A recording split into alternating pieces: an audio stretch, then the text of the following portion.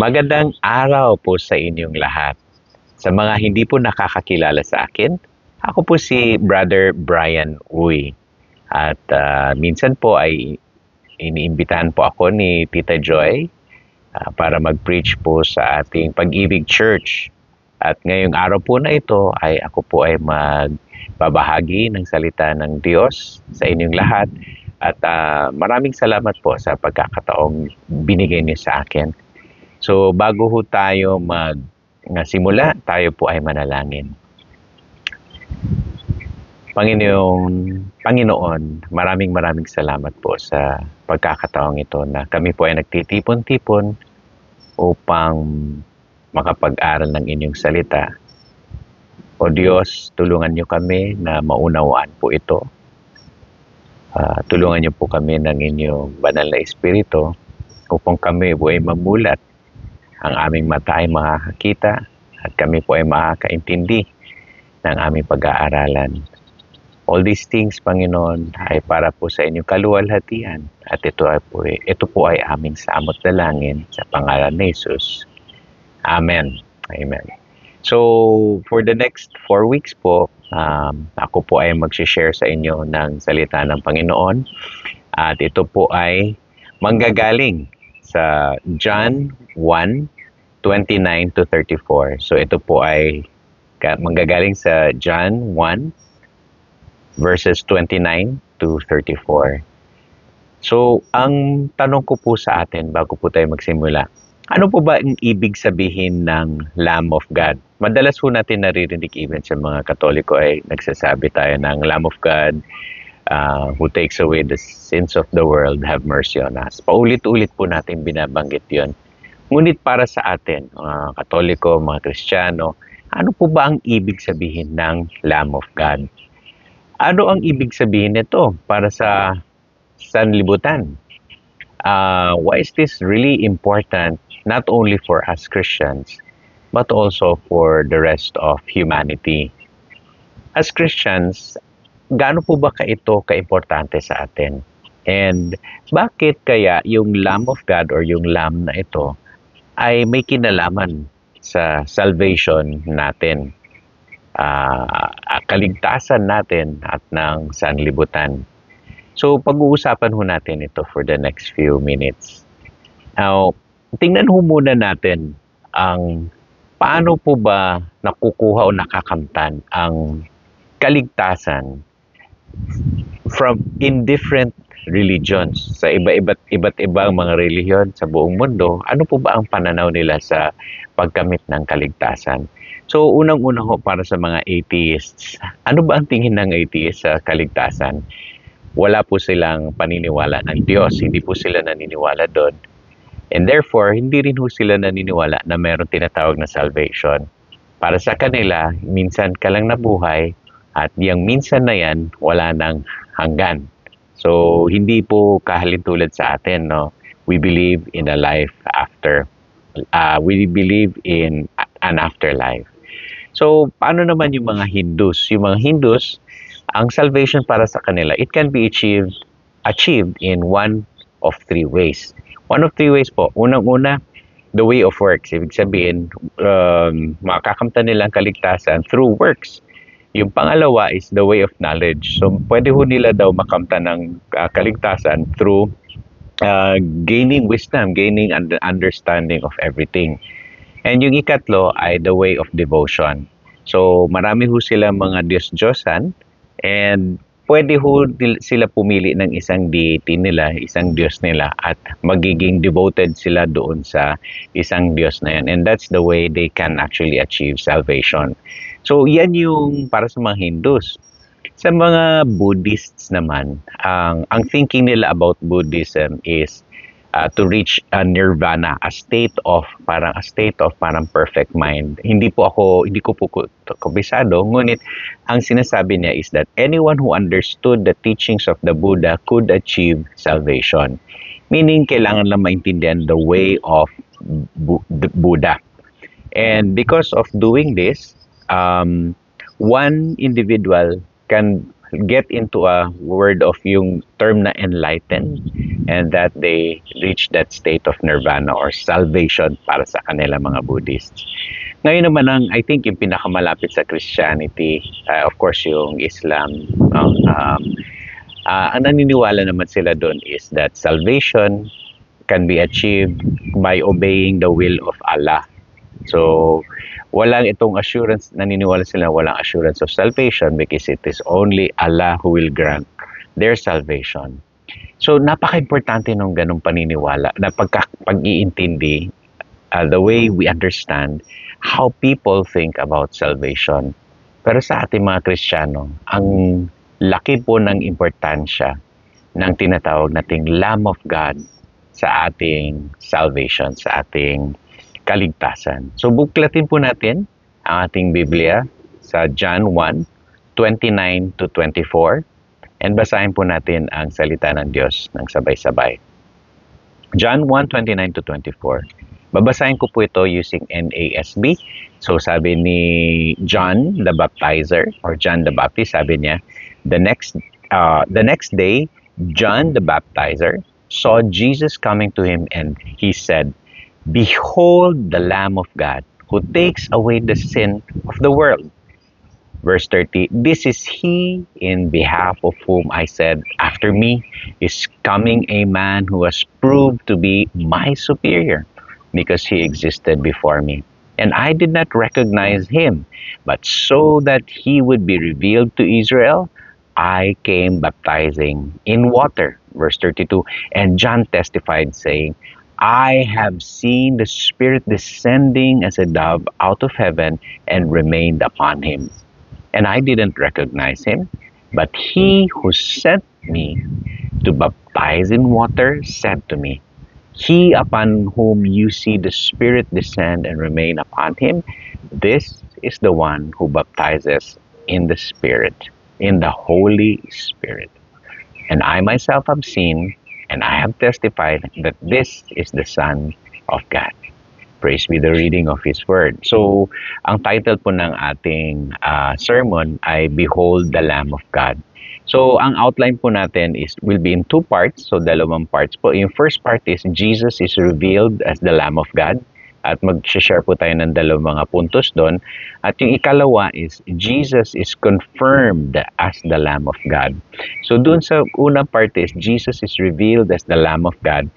Ano po yung na-reveal na patungkol kay Jesus as the Lamb of God? Number one, as Jesus is revealed as the Lamb of God who will be slaughtered for the atonement of the sins of the world. And ikalawa po na revelation doon is that Jesus surpasses all men. He is the greatest among all men. And doon sa second part po natin, that tatlong bagay po ang isi-share ko doon. What is Jesus is confirmed as the Lamb of God. So ano po yung tatlong bagay na kinonfirm as the Lamb of God? First is that Jesus is full of the Holy Spirit. Second is that Jesus shall be baptized with the Holy Spirit. Jesus shall baptize with the Holy Spirit. At yung panghuli ay Jesus is the Son of God. So there will be 5 points that we will be sharing during this Bible study po. So yung una po ay Jesus is revealed as the Lamb of God. So in verse 29 it says that the next day John saw Jesus coming to him and said, "Behold the Lamb of God who takes away the sin of the world." Unang-una, kailangan nating tanungin sarili natin, hindi ba kilala ni John si Jesus as his younger cousin? Di ba nakabubunsong pinsan niya po si Jesus? Naalala niyo po nung si Mary ay bumisita kay Elizabeth. At si Elizabeth noon ay I think 6 months na ahead of Mary. Pero sila ay magkakakilala. So si Jesus and John probably played together, probably went every year and saw each other. So magkakilala po sila. Wala pong mention sa Bible yun. Pero I would like to understand, believe that nagkakilala po sila. But why did Jesus call the people's attention and declare Jesus and said, "Behold the Lamb of God." Bakit niya sinabi yun? Was John out of his mind when he said this? Hindi ba't siya ang older cousin? Ibig sabihin, parang siya yung mas may karapatan, siya yung mas may say. Bakit kaya ganon ang naging words ni John the Baptizer? Now, when John said these words, "Behold the Lamb of God," most likely dalawang bagay po ang naging realizations ng mga taong nakinig doon. Unang-una is pamilyar na pamilyar po ang mga Hudyo sa tinatawag nating lamb, yung tupa or kordero, no? Kabisado po ng mga Israelita itong word na lamb. At maaring Lamb of God, naintindihan din ho nila yon. Ngunit, meron pong ikalawang realization sila na naintindihan siguro during that time is that, bakit si Jesus ang Lamb of God? Ano ba ibig sabihin ni John dito? So, maring may kalituan ho sila during that time, hindi po ba? So, here, yung unang point na gusto ko sabihin dito is that yung mga Israelita, kabisado na yung lamb, yung tupa na ibig sabihin. Bakit? Kasi in Genesis 22, madalas na naririnig ng mga Israelita yung kwento ni Abraham at yung anak niyang si Isaac, wherein God tested Abraham's obedience. Ang sabi ni Yahweh kay Abraham, dalhin mo yung anak mo, si Isaac, your one and only son, doon sa mountain na sasabihin ko sa'yo, and offer him as a sacrifice to me. So, naintindihan ng mga Hudyo yun. Naintindihan nila na ginawa ni Abraham yung obedience na yon at dinala niya si Isaac doon.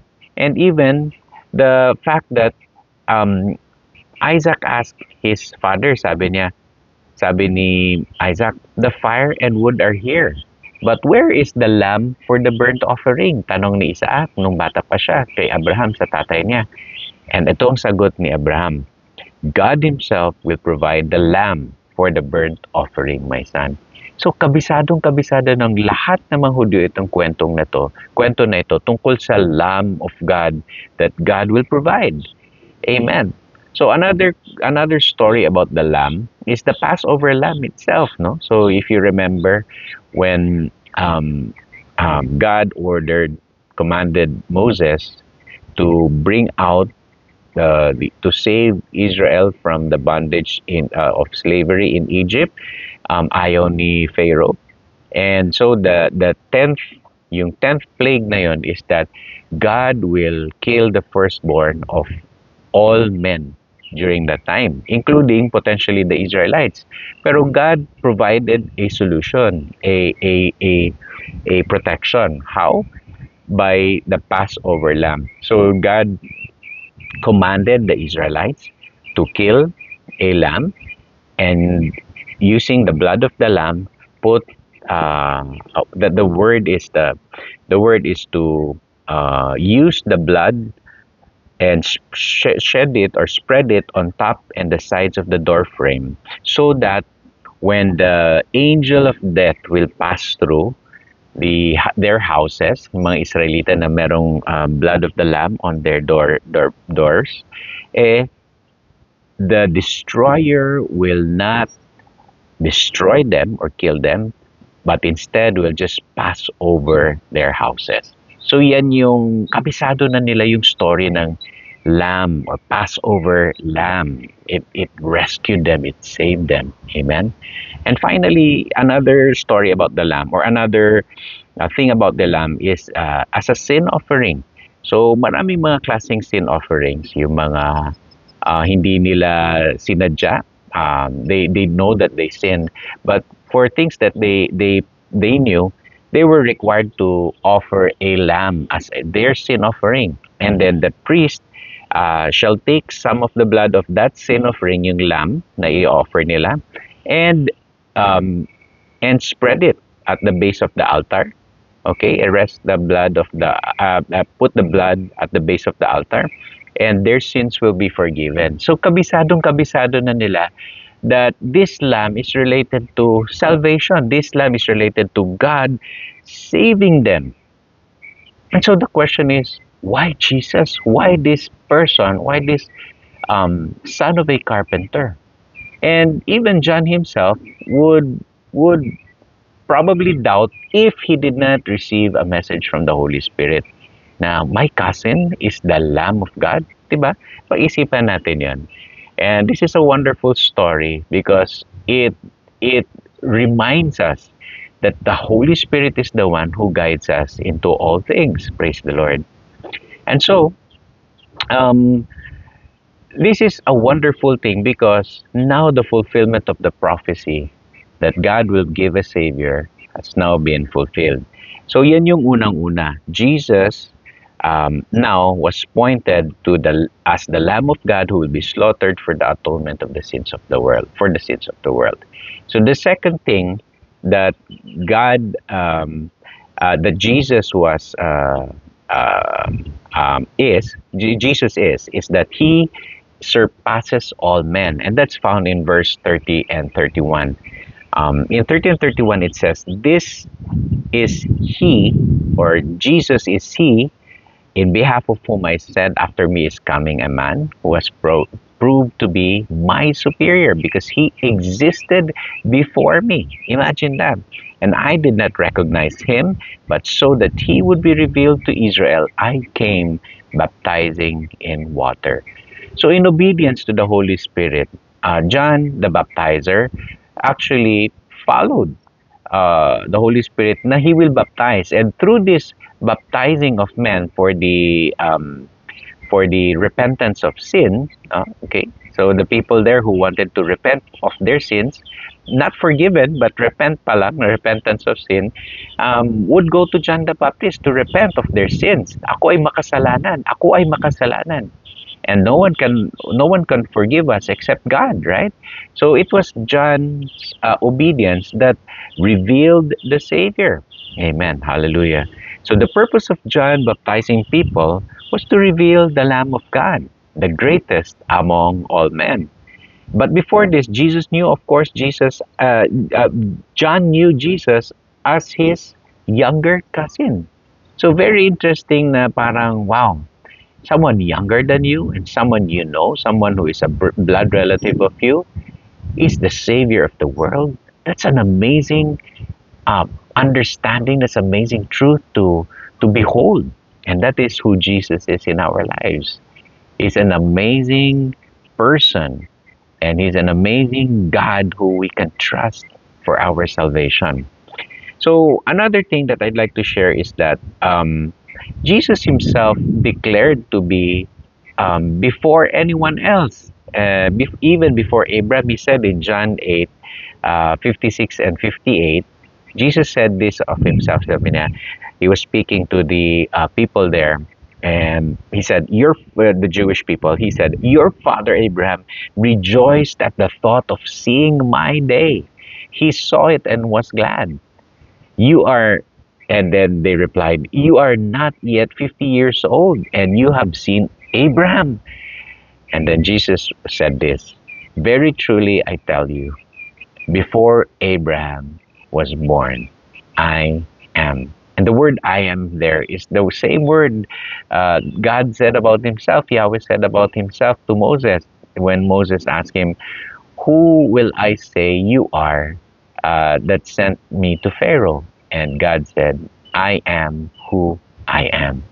It's amazing that Jesus is revealed as God himself, and Jesus is revealed also here as the greatest among all men.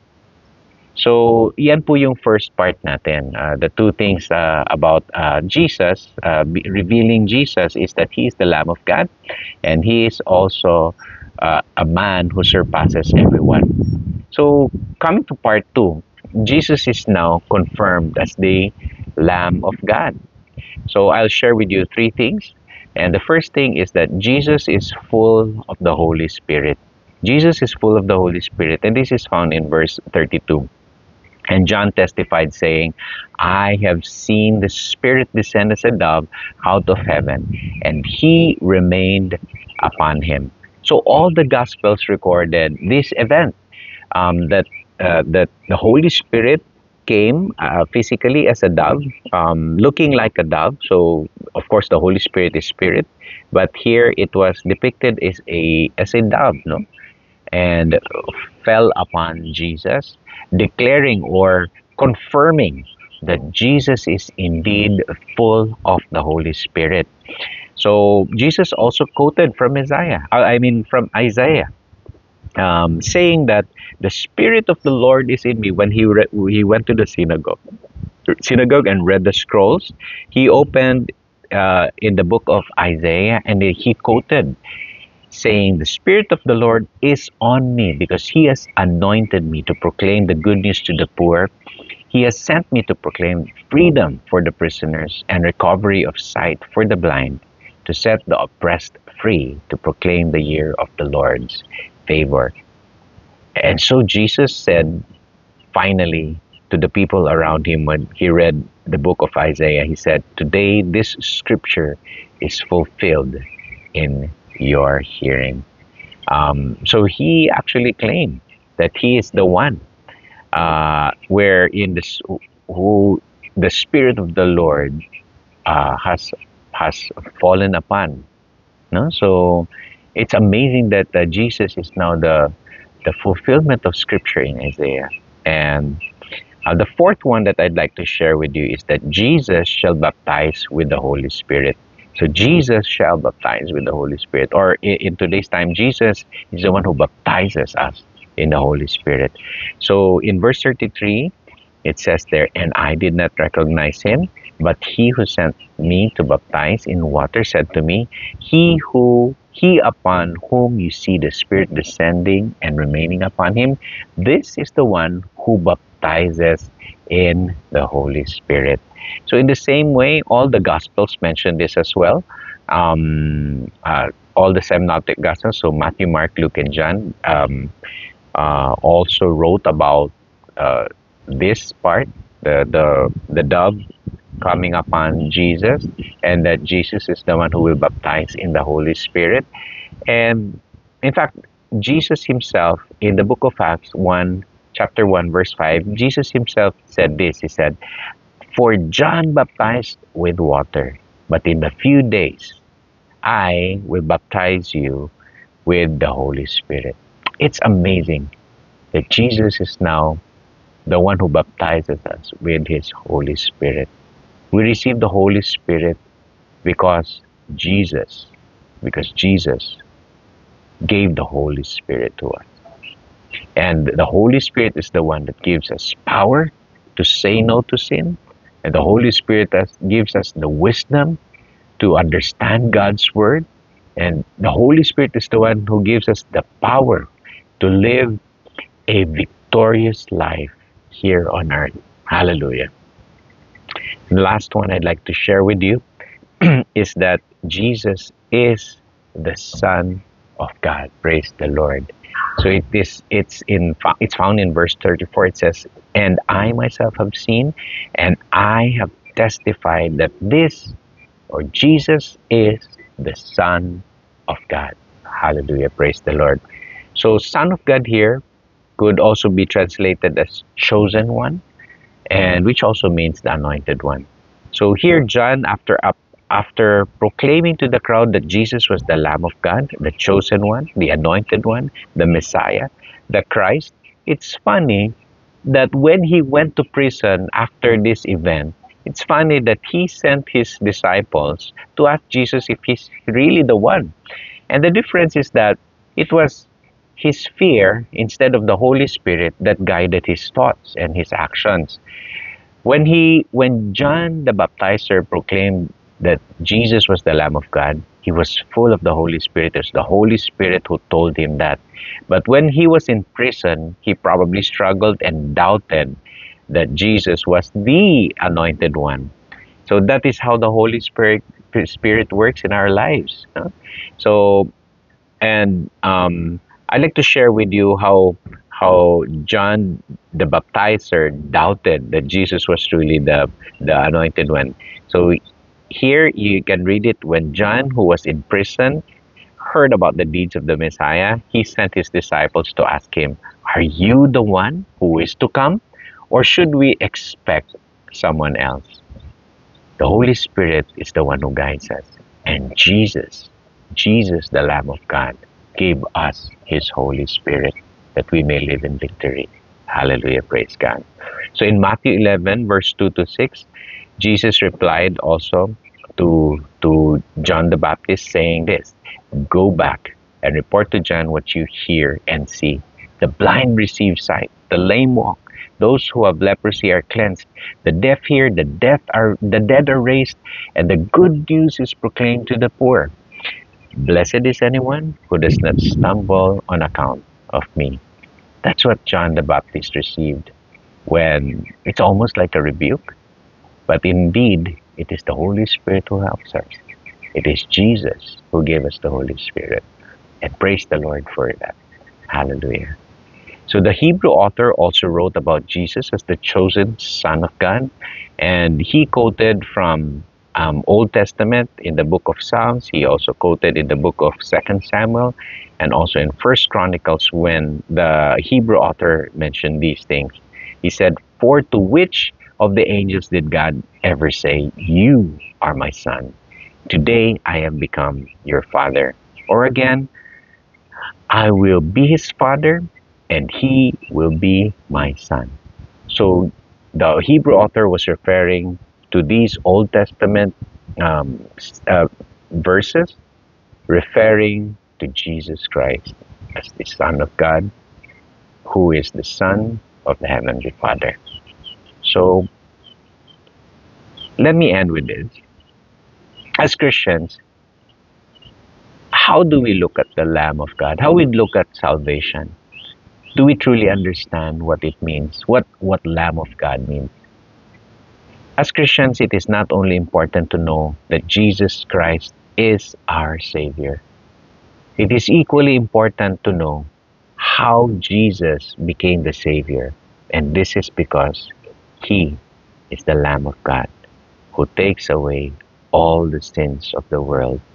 And as John 3:16 said, "For God so loved the world that He gave His only Son, one and only Son, the begotten one, that whoever believes in Him shall not perish, but have eternal life." Let us pray. Heavenly Father, maraming salamat po sa inyong salita. We thank you, O God, for guiding us, allowing us to understand your word. And we thank you, Father, for reminding us that you have sent your Son, Jesus Christ, to be the Lamb of God, to be the sacrificial Lamb who will pay for all the sins of the world, past, present, and future. By your blood, Jesus Christ, we are healed. By your blood, Jesus Christ, we are saved. And we thank you so much for dying on the cross, for shedding your blood to pay for my sins. Maraming salamat, Panginoon, that you have sacrificed yourself. And because of that, we have eternal life with you. And we thank you so much for this opportunity to be part of your family. We want to give you glory, honor, and praise because you deserve it. And we want to thank you for the salvation we have received. This is our prayer in Jesus' name. Amen and amen. Maraming salamat po at God bless.